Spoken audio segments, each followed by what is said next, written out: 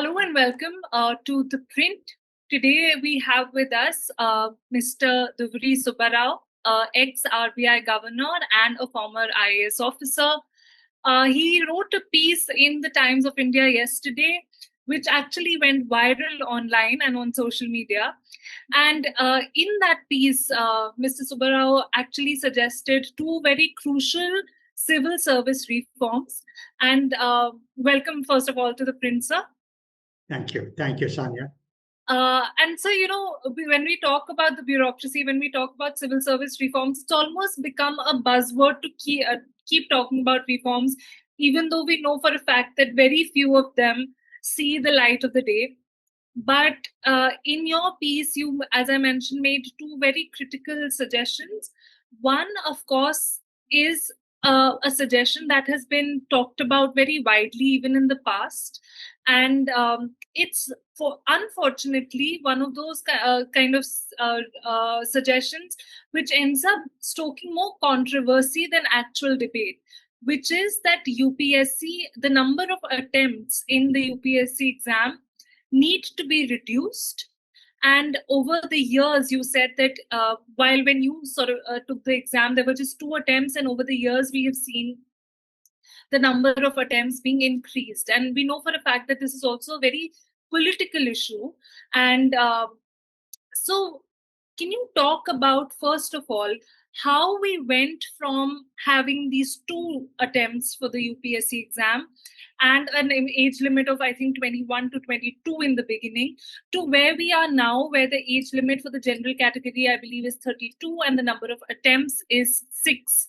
So talk about, sir, how we actually came to this situation to begin with. Of course, there's the issue of reservation, where it is believed that people who do not belong to privileged classes need to be given some extra attempts. But what is the political story behind the number of attempts and age relaxations over the years? Well, thank you, Sanya, for that question. The political story is quite straightforward.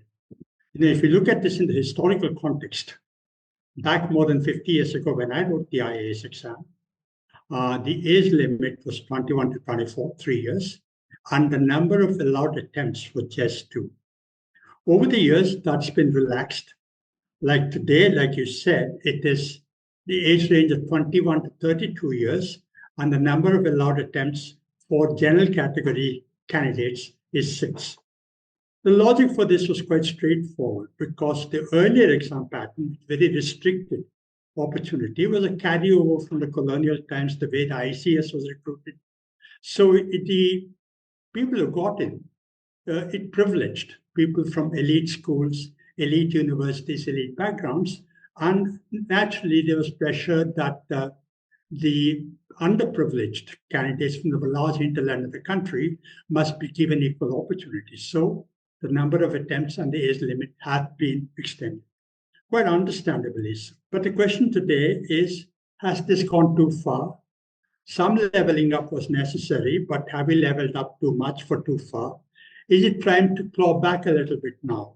Now, I have not done a systematic analysis, but even a heuristic assessment of the results shows that the catchment today is in the vast hinterland of the country is no longer restricted to privileged children or to elite universities or to metropolitan cities. The catchment is from the vast hinterland of the country. So that has served its purpose. There are positives and negatives of relaxing this too far.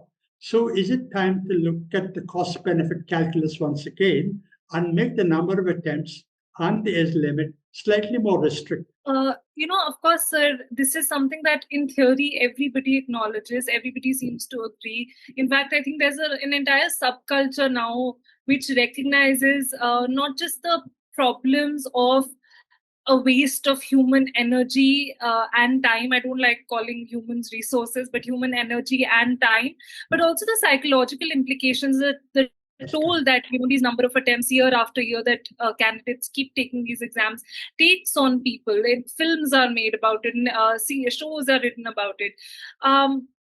But having said that, this is something that I hear from people who are in the UPSC, DOPT over and over again that this is a recommendation that the government is considering, but it never really goes beyond that because it's such a political issue.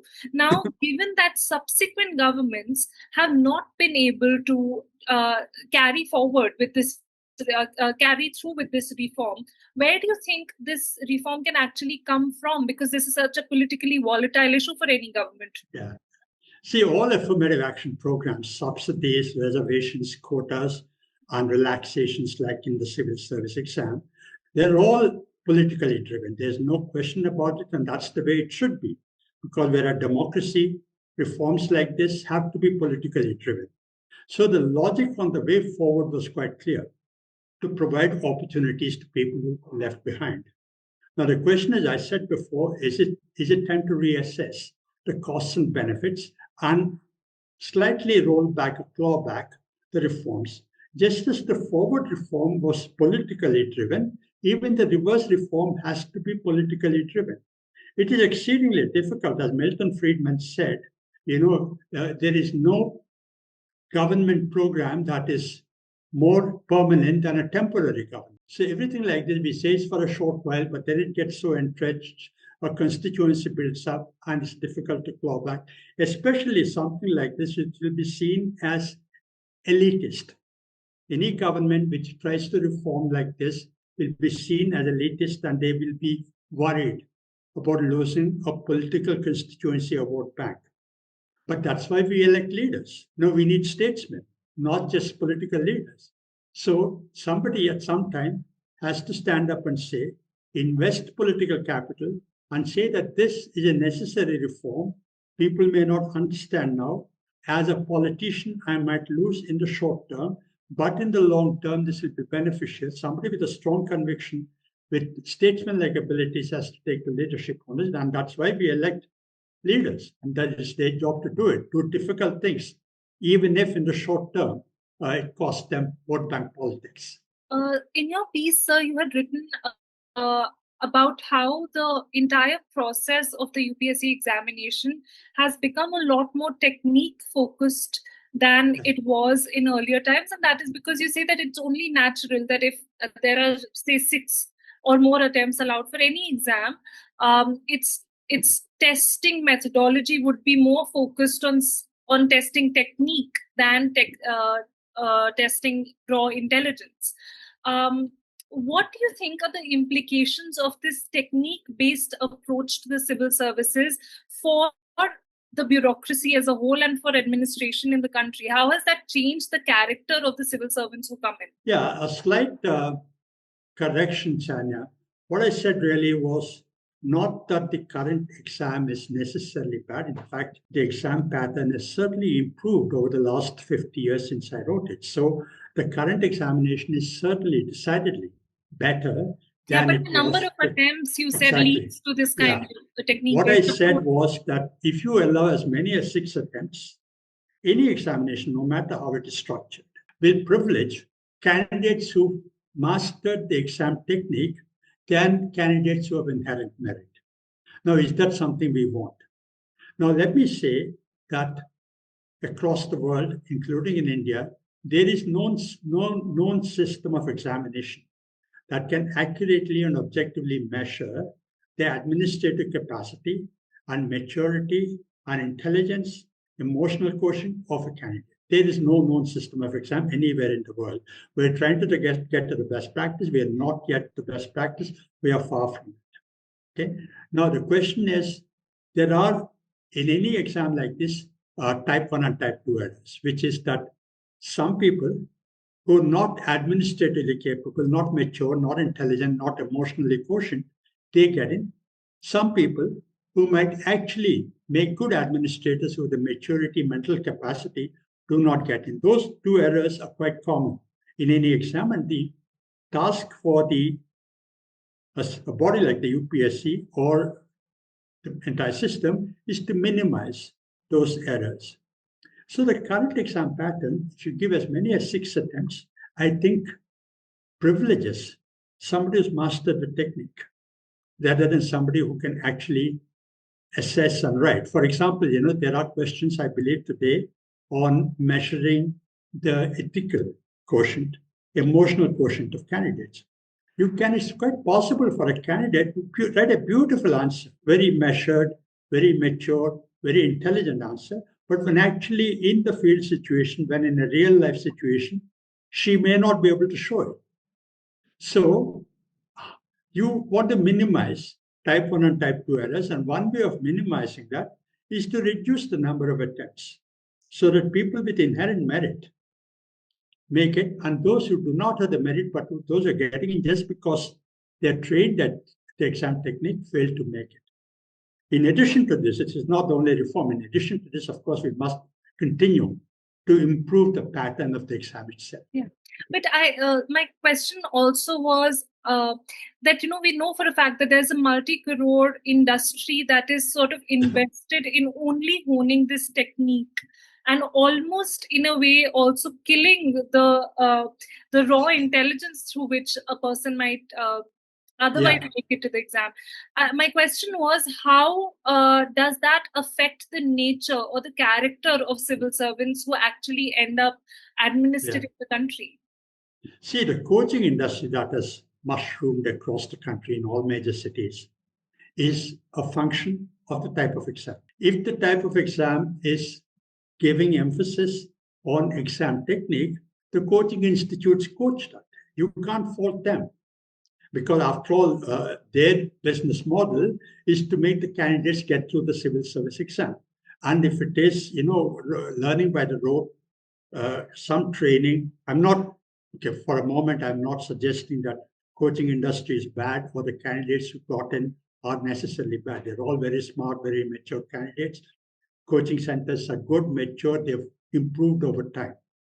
But all the same, the blame does not lie with the coaching industry. The blame lies with the exam pattern and the number of attempts and the age restriction. So if you tie up this end, coaching industry will respond correspondingly. Okay?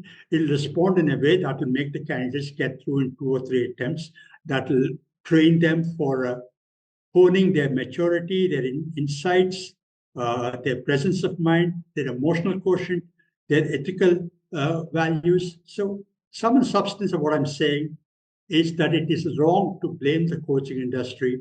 The reform has to come from the other side. Right. So, in your piece, you also suggested what I believe is a very novel reform to the civil services, which is that right now, of course, in the civil services, it's a one-time exam. You make it in your 20s, in your late 20s, or perhaps early 30s, and that's your only one-way entry into the exam. And while you said that has its merits because people who are young bring their youthful energy to administration, which is a good thing. You, however, said that there should be a second tier of recruitment within the IAS, and this you said is different from lateral entry, which the government has experimented with in the past. What you suggested was that there should be a second tier of recruitment into the permanent bureaucracy or the IAS. Talk a little bit more about why you think such a reform is needed and why you think people in their 40s should write an exam and permanently become civil servants. So, Chania, thank you for the preface to the question. Again, I want to emphasize that what I'm suggesting is quite different from the lateral entry today. Yes. The lateral entry today is a sporadic induction into the government of a dozen experts who are taken in for a limited period because of their domain knowledge. For example, you want a health expert or you want a technology expert, you want an engineering expert, you bring them in for a limited period. And that does not work. From my limited knowledge, I see that experiment has not worked because those people find it difficult to adjust to the government culture in a very short period, and the government system militates against them. So that's been a failure. What I'm suggesting is entirely different.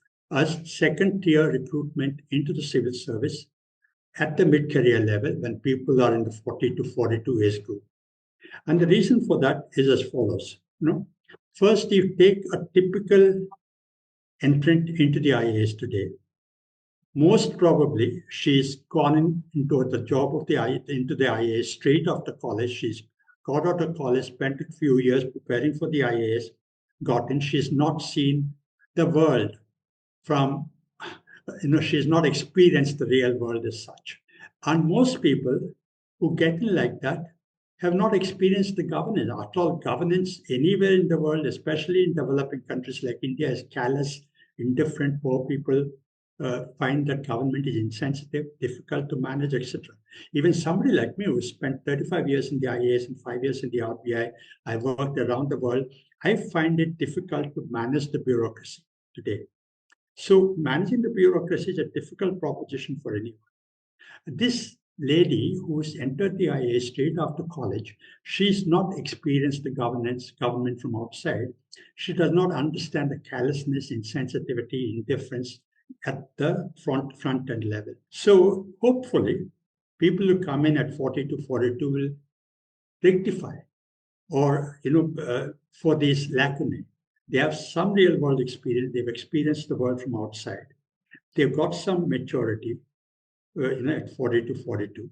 So they will compensate for the first year entrants who come in their 20s.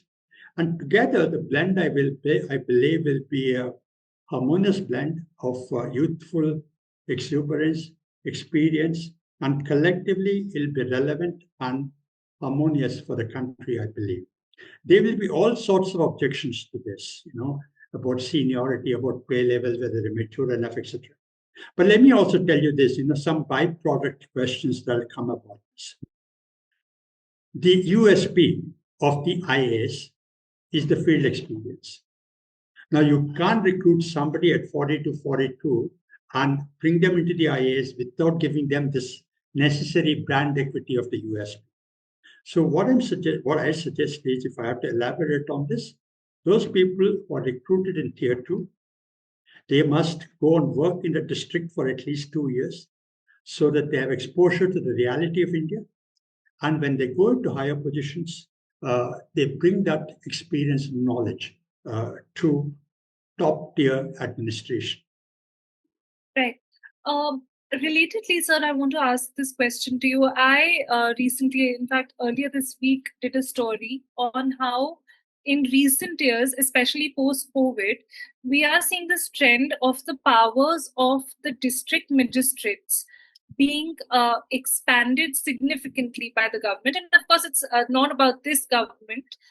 Subsequent governments we have seen have depended a lot on this office of the district magistrate. And if you go to the district, the DM almost has this sort of mythologically aura about their office and about their personality.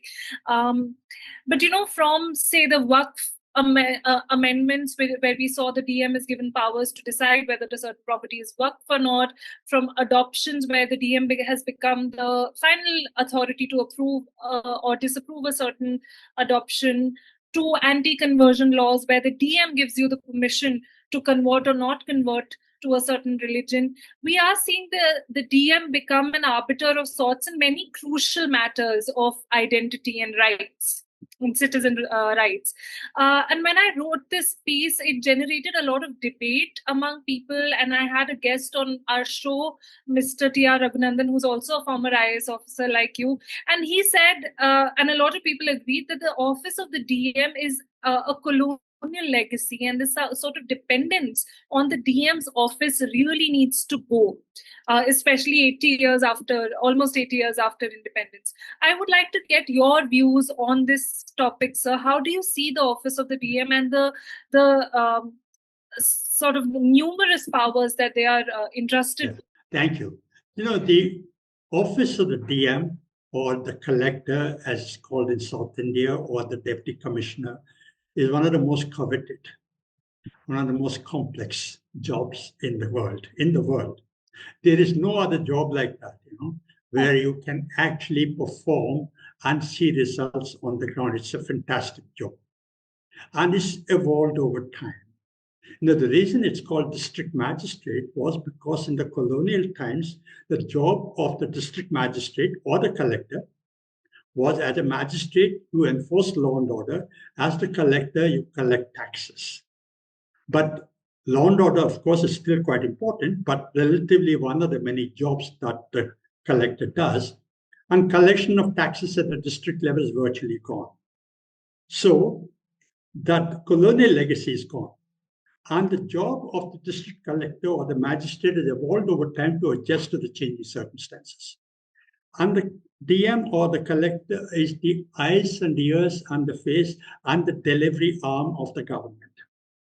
So if it is the Work Act, or if it is employment guarantee, or if it is improving the quality of education, it is the collector who is to implement. And I believe that institution has to remain. Okay? I don't think there should be any attempt to erode the aura or the authority of the collector in a setup like ours, where there are many, many numerous responsibilities that are to be discharged at the district level. You need an office like that of the collector or the district magistrate. In fact, a DM or a collector today in a district in India can do virtually anything within the ambit of law. And there is a case for that. I know where Mr. Raghunandan is coming from, which is that there is a case for democratic decentralization, okay? Functions and resource raising to be decentralized to the block or to the village level. Okay, that is necessary, but that does not mean that the DM's office should be seen as a colonial legacy and should be done away with. I think the DM's office contributes a lot to keeping the country cohesive, keeping the administration going, and to performing the frontier responsibilities of the government. So I did a story last year where I got the data of how many joint secretaries in the government were IAS officers versus how many of them were from other services. And much to my own surprise that time, I found that only 33% of the joint secretaries serving in the government of India were from the IAS, and all others were from other services like the railways, revenue, forest, etc. And this, you would appreciate, sir, is a huge change from earlier times when the joints, when the IAS, I mean, for the lack of a better word, had near complete dominance over a post like Joint Secretary, which is very vital for policy making at the central level. How do you see this change? Because this is again something that evokes a lot of discussion of whether there should be more diversity within the civil services when it comes to policy making positions in the center, or is the IAS really the best equipped service to serve in these kind of positions? This is some sort of a trick question. So let me word my answer carefully. Okay? What I want to say is that there be no presumption that an IAS or an IPS officer or a forest service officer, these are the all India services, are necessarily better than other central services like audit and accounts or revenue or whatever. In the same position, it's quite possible. Indeed, its experience has shown that an officer from a central service has performed better than an IAS or an IPS officer. But that is a function of individuals. Okay, so there be no presumption that other service officers are in any way inferior or they're not fit for purpose for the position of joint secretaries. But I want to attack this question or address this question from another dimension. The USP of an All India service, particularly the IAS, is the field experience that it brings. So what is it that distinguishes an income tax officer or an audit and accounts officer from an IAS officer is the richness of field experience that the IAS officer brings to top-level policy jobs. In fact, if you notice, the government of India does not have a higher civil service of its own. The government of India has only lower-level civil service. All higher-level positions are filled by central service officers or all India services officers. They do not strictly belong to government of India.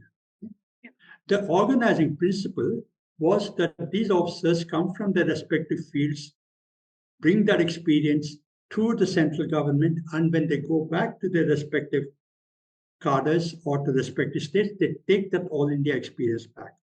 This is particularly true in the case of the IAS. The organizing principle is that these IAS officers take their field experience to bring to bear on policy making at the central level, and when they go back to the state cadres, they take that all India perspective back. Let me put this in some concrete terms. We're talking too much in abstract. Take something like the employment guarantee. This has to be designed. So if you've never seen a village in your life, if you've never seen village labor working, how do you actually visualize the employment guarantee program? Or even something more technical like power distribution. Okay? Now, if you don't know how power goes to a village, what sort of power experience do villagers have, it's difficult to experience. So I think there is a strong case for the IAS officers to man or women positions in the central government. The reason IAS officers are not going to the center, I believe many people are reluctant. They're in their comfort zones in the state level. They don't want to go on the, break into unknown territory. But that is a negative trend. I think there should be some restriction or some imposition for IAS officers to work at the central level, because that is the basic organizing principle of the IAS, and that should not be eroded. Right.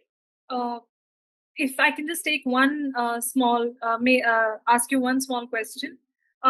Taking from what you've just said, is there then, sir, some merit in actually extending the field experience that IAS officers have to other civil services as well, and allow positions of, say, perhaps even the DM to be opened up for non-IAS officers as well?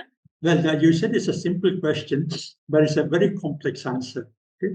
If you've got to do that, you've got to change the entire pattern of civil service recruitment, which is a good reform, which is that one examination, or 3 exam papers and 1 interview should not decide your entire career path. So one option is to take 1,000 people into the civil service pool, allot them to various services, various wings, give them exposure to both field level jobs as well as desk level jobs, technical, non-technical jobs over 10 years, by which time you can assist them, they can assist themselves, and have another screening or filtration at that level to assign people based on their expertise, experience, aptitude. That would be a good system to do, but that's a very, very big reform. And that's worth trying out, though.